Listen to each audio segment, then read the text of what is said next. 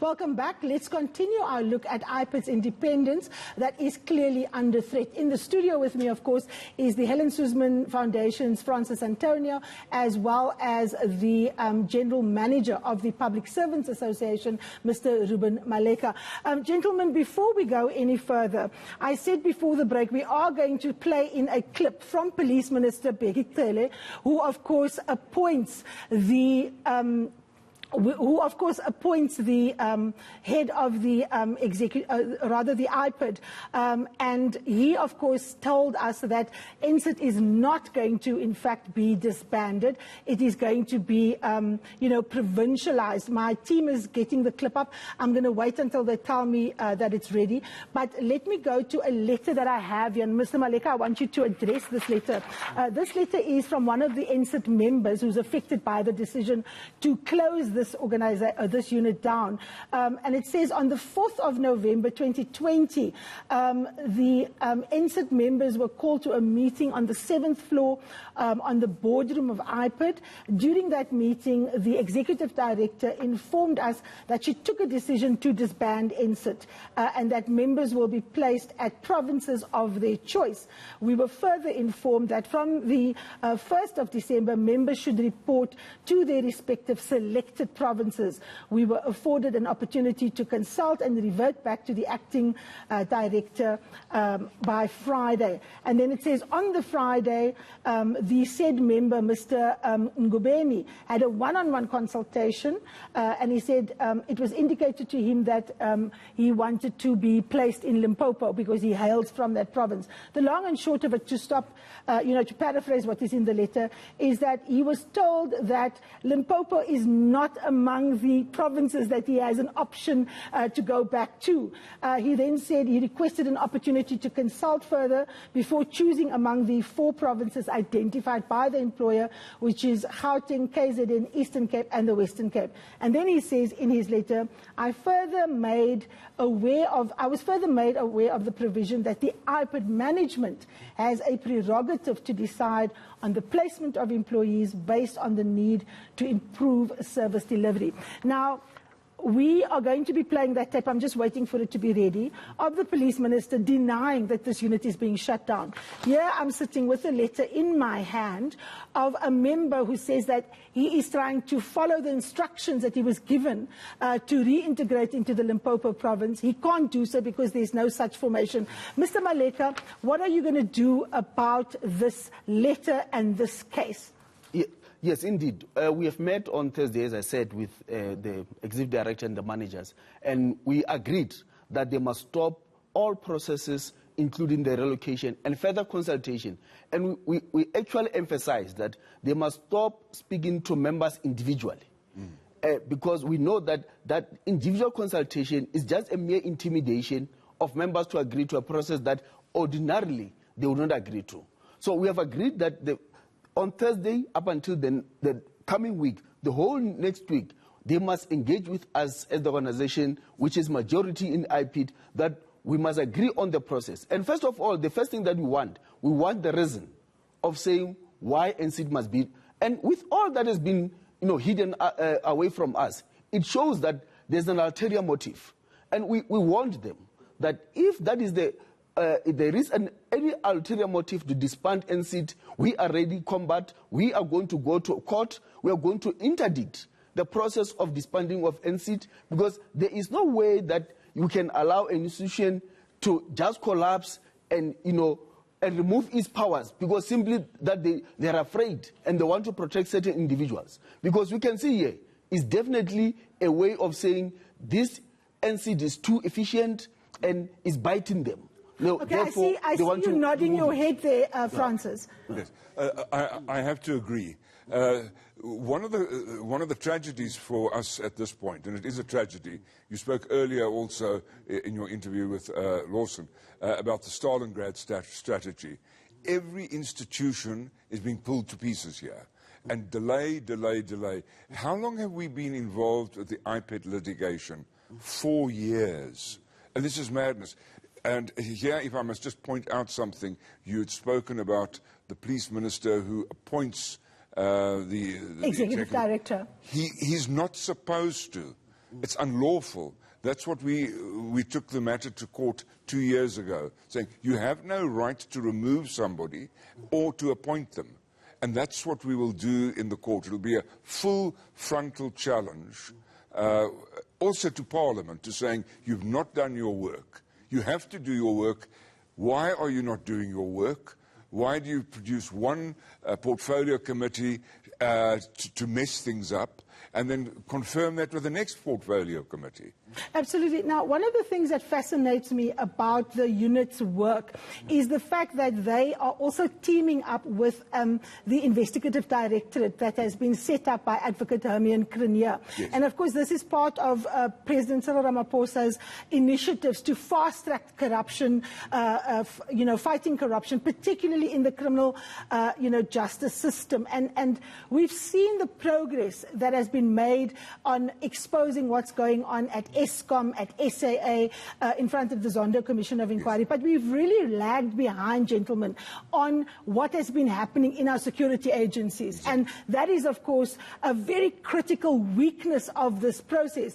And whilst we are not able to fully expose the rot that has happened there, we've got an incredible amount of law enforcement agency heads that are currently standing trial. So, for example, tomorrow, I think something like 28 people are appearing, the majority of them police officers, a whole series of them from the former management of the police, as I said, a former national acting commissioner, a former national acting deputy commissioner, and a whole range of people. On Friday, we saw the former KwaZulu-Natal provincial commissioner, General Ngubeni, also appearing in relation to corruption linked to the 2010 World Cup. Mr. Maleka, the issue of holding the generals accountable and people in the criminal justice accountable, how important is that to restore the faith of ordinary people in the civil service, particularly people who go to use police officers, people who go lay charges? I mean, it's so ironic because the attack on IPID's independence happened at the same time that the minister launches a toll-free IPID number for members of the public to come forward to report crime that happens in the police. And yet, here is an attempt, systematic actually, to try and pull the teeth of a very successful unit, Mr. Maleka. Yeah, thank you very much, Karima. That's the question that we asked the executive director to say, look, we've got this unit in IPID. This unit is working very, very good with independent directorate in NPA. And we can see the attitude of saying that they want to get rid of this NCID because it's assisting the ID. There was a time that they even said to us, look, your members, if they are willing, they can just go to ID. They must go and work for ID and stop wasting our resources in NCID. We don't have enough budget. But you ask yourself, these are institutions of government which must be helping each other. The other one is trying to remove themselves from the responsibility by blaming issues of budgets, of saying we don't have budgets here and these people are actually working so hard but they are not working for us, we don't get their reports. We ask ourselves why they want to go into the reports. Remember, these are high-level investigation and the ED is worried. Instead of being worried about the outcomes, is worried about saying, let me know who's been investigated. Let me know what are the progress on investigation. Why do you have that interest? Do you want to stop the investigations? And that is the question that we asked ourselves in that meeting. And we said there is no way where we see the effectiveness, because obviously as citizens, we get worried when you have to report a matter to the police and there is no response. I'm a victim of that circumstances. I reported a matter at the police and it took about, in fact, let me give you this scenario, Karima. On the 22nd of October, I was hijacked. My wife phoned the police, but they never responded. Mr. Maleka, hold that thought. We have finally braved the technology here. The bite from the police minister is ready. Let's take a listen to Minister Bheki Cele. Tell my colleague Govan Whittles that NCID is in fact not going to be disbanded, despite the fact that I'm sitting here with proof that it is in fact going to happen, and of course the fact that the PSA is going to challenge the matter. I don't know where they got that. The IPID is based on provinces. and people they investigate from provinces. There was this team of 11 people. There are 11, the team you're talking about. They call it the NSIT. 11 of them. I'm told that they've got a very light workload. They will have about 15 to 20 of the cases. When people at provinces, they've got about 300 cases as workload. What I've been told is that they are sent to provinces to check the work of the provinces and still do the work that they've been doing. If there is a case that demands the coming together, they will come together. They've been reassigned without being disbanded. That is, of course, Police Minister Behicele there denying that the unit is going to be disbanded. In fact, he says they're going to be provincialized. And as I said, we are in the possession of a letter of one of the affected members who wanted to go back to Limpopo who can't. But let's also now take a listen to a Zoom recording where the Executive Director of IPID, Jennifer Ntlatseng, denies that she is going to close the unit down. Let's have a look. I've never said I'm going to disband. You want me to appear in the newspapers tomorrow? I've never said that. I want to be safe. I want to be safe. Okay, no. I'm raising my concerns. Yes. Yeah. Otherwise, I know that tomorrow I'll get it in the media. I'm not saying that. I don't do that. I don't do that. That's why I'm engaging. I'm engaging. Let me not make people be fearful of anything. No. I want people to engage me, like I've done with the provinces. Don't worry, this is what I have done in the provinces, and this is what I want from this collective. That is, of course, the Executive Director of IPID in the first meeting where she lambasted the members that you saw there on the Zoom about conducting their investigations through the media. And in that recording, and of course it's in ENCA's possession, she actually says, I'm being lambasted by the Minister and the Deputy Minister. We have her on tape. But let's, viewers, go to the following meeting where she actually informs the members of that specialized team that she is in fact disbanding the unit. The sound is a little faint, but we've been able to transcribe what she is saying. Let's take a look. Colleagues, I've got 3 months in this institution, and I've already done, I feel that I had really done my own observation, and I had arrived at certain conclusions about how we're operating as after engaging with yourself, and I felt it was also into the criteria where I had engaged in night just to understand the work that you are currently doing and vis-a-vis the impact of the work that you are doing. And I have arrived at this conclusion. I am disbanding NSIT. I am decentralizing NSIT to go to different provinces. So there you have it in the words of the Executive Director. Now, Francis, we've now seen the Minister of Police caught out in a lie. I have played the recordings of 2 meetings addressed by the Executive Director to the affected members. We heard her on the tape. She said, I'm disbanding them. What does this say to us about the person to whom the Guardian of the Guardians report to? The Guardian of the Guardians should not be reporting to that minister. That's the first thing, and that's the second part of our case in Bloemfontein, because Parliament here is responsible. I don't hold him so much as responsible as Parliament. They did nothing for years. We wrote to them, we engaged with them, and it's just they're not doing their job.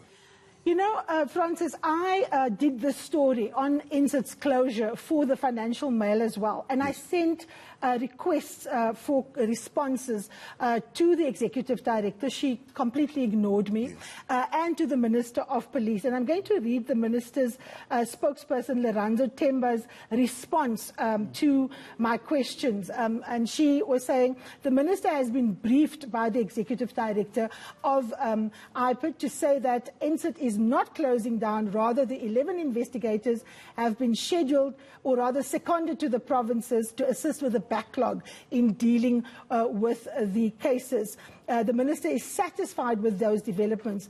The ED has submitted all required paperwork for security clearance, and reasons for the delay, if any, can be provided by the South African Secret Service. And thanks. That is from her. Now, Francis, one of the reasons that Robert McBride was dealt with in the way that he had was that there was supposedly a delay with his security clearance. Yes. Now, I had also sent a message to the spokesperson of IPID regarding the top security clearance that the Executive Director is supposed to have as part of her job. I am still waiting for an answer, from them. What does this tell you about the appointment of this new Executive Director? She's in her post for less than 3 months, and the first thing she does is close down the most effective unit of IPID. Well, I don't want to use the word protege, but it comes to mind. She was the protege of the Minister of Police. And he introduced her, and he found her, and she was in community policing beforehand. But this is a highly specialized position with a specialized function for IPID. How you can just transfer from one situation to another like that is, for me, a mystery. One of the other things that people have forgotten, in McBride's first tenure, you remember he was suspended for 18 months. Nobody still knows why. He was getting too close to something? I don't know. Okay, Francis, hold that thought. We're going to take a short break. Explosive stuff here on The Fix. The Minister of Police, Bheki Cele, caught out in a lie around the closure of the highly specialized and, may I add, very successful ENSIT unit. We're going to take a short break. When we come back, we continue with the conversation. And the critical question, of course, is if IPID's independence is taken away, who benefits? Don't go anywhere.